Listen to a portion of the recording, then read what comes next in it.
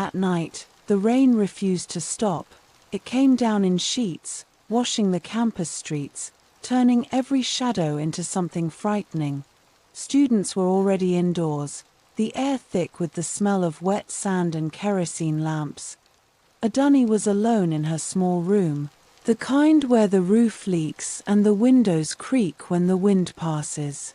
She was studying for an exam she wasn't sure she would even pass, when she heard the sound of running feet outside, fast, desperate, and heavy. Then came the voices. Angry, sharp, filled with curses. She stood still, her heart trembling. Someone was being chased. Before she could decide what to do, a young man burst into her room, wet, breathless, bleeding from his arm. His white shirt was torn, his eyes wild with fear. "Please, hide me," he whispered. He didn't look like a thief. He looked like someone running from death. Without thinking, Adani shut the door and turned off her lamp. The pounding footsteps came closer, then faded away into the rain. For a long moment, silence returned, only the sound of their breathing filled the room. Adani lit the lamp again, and for the first time, she saw him clearly. He was a student, just like her. His name, he said, was Kunal, an SUG executive who had been marked by cult boys after a fight broke out on campus. He had nowhere to go. She tore a piece of cloth and cleaned his wound. He thanked her softly, his eyes holding that kind of gratitude that feels dangerous. All night, she let him stay. He slept on the floor, restless, murmuring in his sleep. Adani couldn't close her eyes. She kept thinking of how a single act of kindness could bring trouble or change everything. By morning, the storm was gone. But something else had begun, something quiet, warm, and fragile, though neither of them would say it out loud. As he left her room that morning, he promised to come back. And Adani, foolishly hopeful, believed him. Days turned into weeks, and the campus returned to its normal rhythm. But for Adani, something had changed. Every evening, she would sit by her window, waiting for Kunal to appear. He always came, sometimes with a quiet smile, other times with stories about his struggles and ambitions. He spoke about finishing school, about building a better life, and about how grateful he was that she saved him. Adani listened and believed every word. She didn't see the shadows behind his eyes or the restlessness in his heart. He made her feel seen. For a girl who had always blended into the background, his attention felt like sunlight after a long storm. Before long, she stopped hiding her feelings. She started cooking for him, washing his shirts, and waiting outside during lectures just to catch a glimpse of him. Her friends warned her quietly, saying she was too deep, too fast. But love makes people deaf to reason. Then came that night, the night that would change everything. It was late, and Kunal had come again, saying the cult boys were still after him. He looked exhausted, his words shaky, his breath uneven. Adani's heart melted. She let him in. He told her she was the only one he trusted, that he had nowhere else to go. And like before, she believed him. She let her guard fall completely. By dawn, everything was different. The innocence she carried was gone, and in its place grew a quiet, invisible pain, the kind that doesn't scream, but stays heavy inside the chest. Kunal left before the sun fully rose. He said he'd come back.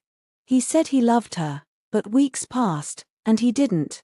Adani began to notice the stares from other students, whispers following her footsteps. The laughter she once shared with friends now turned to silence when she walked in. One morning, while brushing her hair before class, she felt it, a faint movement beneath her ribs, soft and fluttering like a secret trying to speak. It was the moment she realized she was carrying Kunal's child. Her knees grew weak. Her heart broke in slow motion. She sat still, holding her stomach, feeling both wonder and fear. She wrote to Kunal. She waited. But no reply came. Instead, she heard rumors that he had graduated early, moved to Lagos, and was engaged to the daughter of a wealthy woman who once sponsored him. It was in that silence that Adunni finally understood his love had been a lie. Time moved like a slow wind, heavy with whispers and shame. Adunni no longer walked with pride through campus. She moved quietly, like a ghost among the living, carrying the weight of her growing belly and the burden of a love that never was. When her condition became too obvious to hide, she packed her few belongings and left. No farewell, no explanation. She just vanished into the rain one morning, the same way her story had begun. She returned to her mother's village, a quiet place where the sound of crickets filled the nights and where people's eyes spoke louder than their words. Her mother wept when she saw her, not because of anger, but because she understood what the world does to girls who trust too deeply. Months passed. The day of birth came, with pain so sharp it tore through her like fire. But when the cry of her baby finally filled the room, something inside her healed. It was a girl, tiny, soft, with eyes that glowed like she'd brought light from another world. Adunni named her Mareo, meaning I see joy again. She raised her with love, even when the world looked at her with scorn. For 2 years, mother and child lived quietly, until the day the past came knocking. Connell returned. But he wasn't the frightened student she once knew. He arrived in a new car, wearing the kind of confidence only money could buy. And beside him was a woman older, wealthy, beautiful, her mother-in-law-to-be. They came with smiles that hid something darker. They said they wanted to see the child. They said they came in peace. Adunni, still holding on to a tiny hope that Connell had come to make things right, let them in. They played with Mareo, asked questions, admired her eyes. But when Adunni went inside to fetch water, she came back to an empty room. The car outside was gone, her baby gone with them.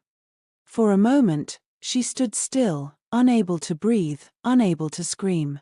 The world around her tilted.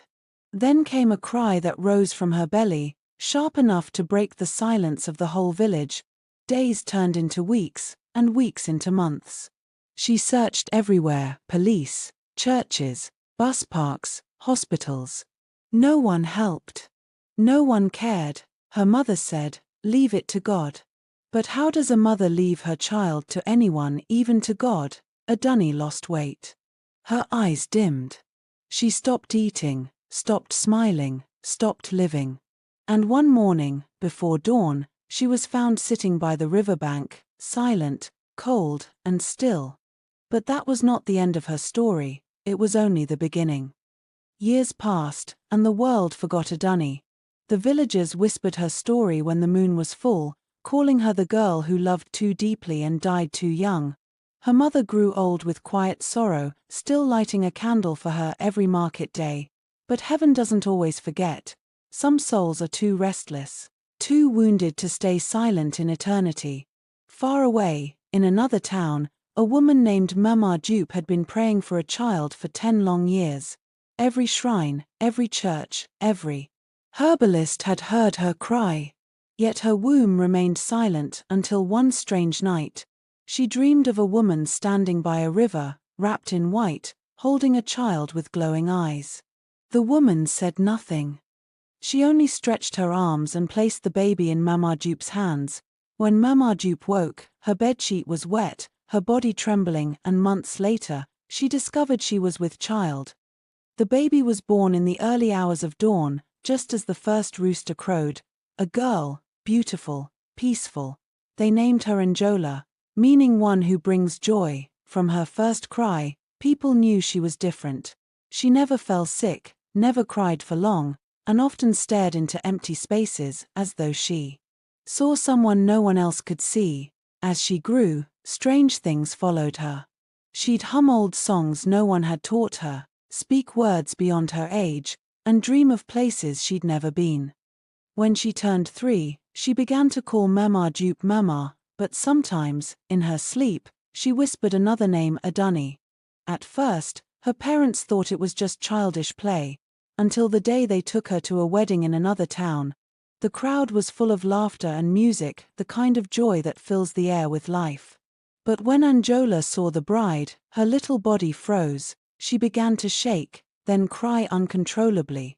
Everyone panicked, thinking she was having a fit, but what no one knew was that in the bride's face, Angela saw the child that was stolen from her in another lifetime. That night, Angela refused to eat. She sat by the window, her eyes lost in the stars, murmuring words her parents couldn't understand, words from a memory buried deep within her soul.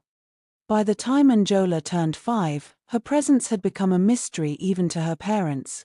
There was something about her eyes, a depth too old for her age, a calmness that often frightened those who looked too long.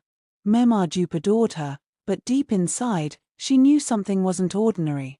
Some nights, Angela would wake from sleep, walk straight to the backyard, and sit under the papaw tree, humming soft lullabies that no one had ever taught her. One evening, while her mother was plaiting her hair, Angela suddenly whispered, "Someone took something from me before. They took my baby." Marmaduke's hands froze. She wanted to ask what she meant, but when she looked into Angela's face, she saw tears, quiet tears that didn't belong to a child who'd known only love. From that day, Marmaduke began to observe her more closely. Angela knew things she shouldn't: the meaning of herbs, the smell of rain before it came, the name of rivers far away. Sometimes, she spoke like a grown woman who had lived and lost too much. One Sunday, the family traveled to another town for a naming ceremony. As soon as they arrived, Angela became restless again. She clung to her mother's wrapper, refusing to enter the compound. When they finally persuaded her inside, her eyes widened, fixed on a man standing across the courtyard.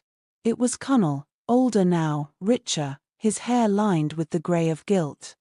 The moment Angela saw him, her hands trembled. She whispered, "That's the man who took my baby." Her parents thought she was only talking in riddles, but her voice carried a strange weight, the kind that made the air around her heavy. Connell, unaware of who the little girl was, smiled and patted her head. But the moment his hand touched her, she screamed, a scream that shook every soul around. Then she fainted. For weeks after that, she was ill. The doctor said nothing was wrong with her body. But every night, she cried in her sleep, calling the name Adunni. And in her dreams, she kept seeing that same river, calm, silver, endless, where a woman in white always waited, whispering, "Remember." As her dreams deepened, memories began to return, faces, pain, betrayal, the day her child was stolen. But she was no longer Adunni. She was Angela, the child heaven refused to forget, living again to finish what was left undone. The rainy season came again, and with it, the same grey sky that once carried Adunni's sorrow. But now, that sorrow lived quietly inside the body of a little girl who didn't fully understand why she cried whenever thunder rolled. Angela had grown thinner, her laughter, once bright, now came in whispers. Some nights she woke screaming, clutching her chest, saying, "They took her. They took my baby." Marmaduke would hold her close, stroke her hair, and pray. But deep down, she began to feel fear, fear of the unseen, fear that maybe her daughter carried a soul too heavy for this world. Then one morning, an unexpected visitor came to their home. It was Connell's wife, the same woman who had once taken Adunni's child. She was older now, tired, and frail. She had come seeking help from a herbalist nearby, but fate had its own plans. The moment she saw Angela playing outside, the world seemed to freeze. The little girl looked up, their eyes met, and something ancient passed between them. The woman staggered, her hands trembling. Angela tilted her head slowly, studying her, as though she was trying to remember where she had seen her before. Then she spoke softly words that made the woman's blood run cold. "You promised to bring her back." No one else understood. But the woman did. Her knees gave way. Tears filled her eyes. In that instant, the past she had buried for years came alive, the day they stole the child. The lie they told the mother, the guilt she carried in silence. That night, she couldn't sleep. Every sound felt like Adunni's voice calling her name. By dawn, she returned this time, with Connell by her side. When Connell saw Angela, something inside him cracked. Her eyes. They were the same eyes he once turned away from, full of innocence and pain. He didn't understand what he was feeling, but the tears came uninvited. Angela just watched him quietly. Then she said in a calm, almost whispering voice, "You stole my child. You left me by the river." The room went silent. Connell trembled, unable to speak. He didn't know how to explain, how to deny what only his soul could understand, because in that child's gaze, he saw both the woman he destroyed and the innocence he betrayed. And for the first time in his life, he fell to his knees, not before man, but before the echo of the life he had broken. He started confessing at the presence of everyone in the village. That night, the wind blew stronger than usual. It moved through the trees, whispering secrets to the leaves, calling out to the ones who still owed the past a debt. In the small house where Angela slept, silence lay heavy. But in her dreams, the river called again. She saw herself older, standing in white by the water, waiting. The moon reflected her face and her pain, just as it had on the night she died. When she woke, her pillow was wet with tears. She didn't know how to explain it, but she felt drawn, pulled by something unseen, something that wanted to finish what it started. At sunrise, she asked her parents to take her to the river. Marmaduke hesitated, sensing something sacred about the request. But when she looked into her daughter's eyes, she saw peace, not fear. They went together. The path was quiet, the morning mist thick around them. When they reached the water's edge, Angela knelt and touched the surface. The river rippled, gentle at first, then alive, as though recognizing her touch. A soft wind rose, circling her body, and in that moment, memories flooded back in waves. She saw herself as a dunny again, the betrayal, the child, the night of her death. Every pain she carried, every cry left unanswered, all returned like echoes through time. Behind her, Connell and his wife arrived. They had followed in silence. Drawn by guilt, by the need for forgiveness. Angela turned to face them, her expression calm, her voice soft, almost too soft to belong to a child. "You took what wasn't yours," she said, "but even the river keeps record of every tear that falls into it." Connell fell to his knees, shaking. He begged, not with words, but with the kind of tears that come when a soul finally breaks. His wife wept beside him, the weight of years crashing down like thunder.